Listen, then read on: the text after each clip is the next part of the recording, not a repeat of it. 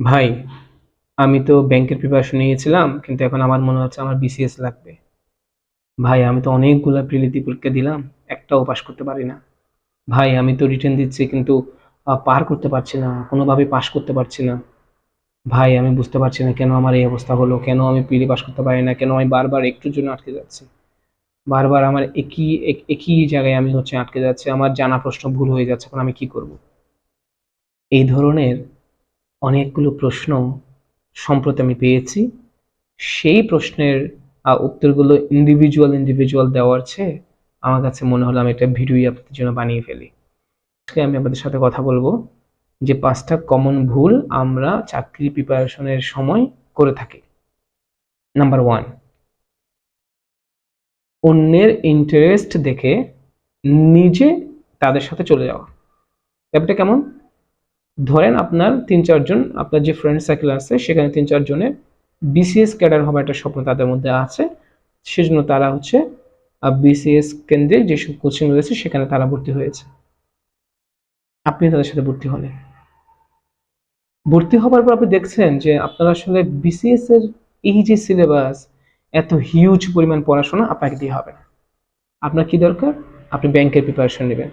ওকে, fine. এখন আপনি কি করবেন? এই যে আপনি ভর্তি হলেন, হবার পরে যে আপনি বুঝতে পারলেন যে আপনার আসলে বিসিএস আপনার জন্য না, আপনি ব্যাংকে প্রিপারেশন নেবেন। তাহলে কেন আপনি বিসিএস এর কোচিং এ ভর্তি হলেন? আপনি জানেন না। কেন জানেন না? কারণ আপনি নিজের কোনো ইন্টারেস্ট না দেখে অন্যের ইন্টারেস্টে ইনফ্লুয়েন্স হয়ে আপনি সে কোচিং এ ভর্তি হলেন। ১ নাম্বার ভুল। ২ নাম্বার ভুল, আমরা নিজের ক্যাপাবিলিটিস না বুঝে আমাদের গোল সেট করি। এতে কি হয়? আপনি গোলে কখনো পৌঁছাতে পারেন না, আপনার টার্গেট কখনো অ্যাচিভ হয় না। কেন অ্যাচিভ হয় না? কারণ আপনার যেটুকু ক্যাপাবিলিটিস আছে সেইটুকুর উপর বেসিস করে আপনাকে টার্গেট সেট করতে হবে। সাপোজ আমি যদি এখন ৫০ কেজি আমার বিয়ার করার ক্যাপাবিলিটিস থাকে, আমি কি ১০০ কেজি নিতে পারবো? এটা কি আমার পক্ষে সম্ভব কোনোদিন? আমি সর্বোচ্চ ১০ কেজি বাড়ায় নিতে পারি, কিন্তু আমি তো ১৫০ কেজি বাড়াতে পারবো না। এটা টোটালি ইম্পসিবল। সেক্ষেত্রে যে প্রবলেমটা আমাদের দাঁড়ায়, আমরা বারবার ফেল করতে থাকি। যেমন আপনার হয়তো ক্যাপাবিলিটিস রয়েছে যে আপনি যেরকম মানুষ, আপনার মেমোরাইজিং ক্যাপাসিটি ভালো, আপনি অনেক বেশি ম্যাথে দক্ষ, আপনি অনেক সায়েন্স ব্যাকগ্রাউন্ড আপনার, আপনি ভালো সায়েন্স বুঝেন, পড়াশোনা আপনার ভালো, আপনি বিসিএস এ যান। কারণ অনেকগুলো সাবজেক্ট আছে, আপনি সেখানে যেতে পারেন। অথবা আপনি ব্যাংকে যান। কিন্তু সেটা ডিপেন্ড করবে যে আপনার ক্যাপাবিলিটিস এর উপর। আপনার স্কিল কেমন, আপনার মাইন্ডসেট কেমন। এমন হতে পারে যে আমার হয়তো আমি ম্যাথে ভালো না, কিন্তু সেটা আর্ন করা যাবে, সেটা অ্যাচিভ করা যাবে। কিন্তু সেই পরিমাণ ডেডিকেশন আমার থাকতে হবে, দেওয়ার মাইন্ডসেট থাকতে হবে, সিচুয়েশন থাকতে হবে। এটা আমার ২ নাম্বার ভুল। ৩ নাম্বার ভুল কি? আমরা একই সাবজেক্টের অনেকগুলো বই কিনি। সাপোজ আপনি ধরেন ব্যাংকের একটা রিটেন বুক নিবেন। এখন বাজারে অনেকগুলো বই আছে। আনসারির বই আছে, খাইরুলসের বই আছে, ওয়ান প্লাসের বই আছে, আরো হয়তো অনেকগুলো পাবলিকেশনস এর বই আছে। আপনার তো দরকার নেই ভাই এতগুলো বই কেনার। আপনি একটা বই কিনেন, ওই বইটা আপনি বারবার প্র্যাকটিস করেন। তাতে কি হবে? আপনি প্রত্যেকটা ম্যাথের উপর মাস্টার হয়ে যেতে পারবেন। আপনার এফিসিয়েন্সি অনেক বেড়ে যাবে। তাহলে হয় কি? যে আপনি একই সাবজেক্টের একাধিক বই না কিনে একাধিকবার প্র্যাকটিস করেন একই বই থেকে। ওকে?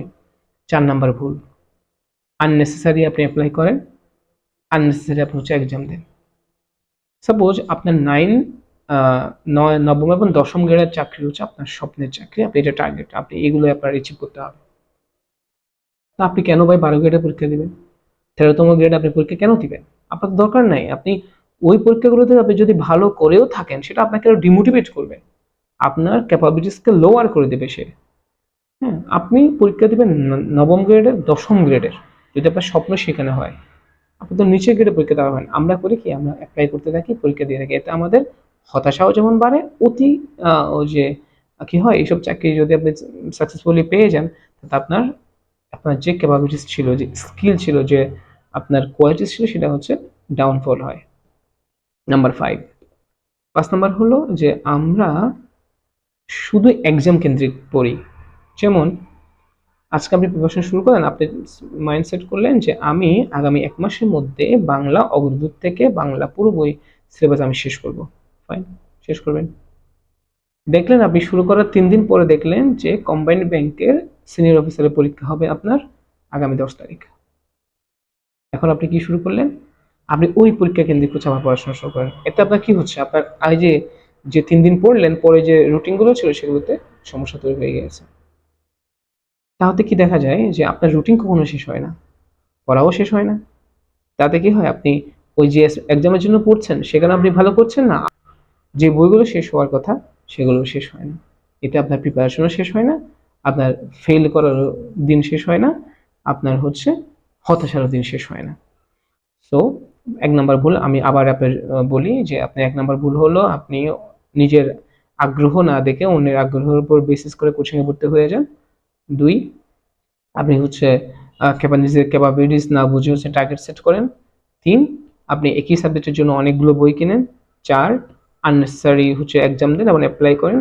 5, আপনি হলো কেবল এক্সাম কেন্দ্রিক পড়েন। এভাবে হলে আপনার চাকরি পেতে অনেক সময় লাগবে।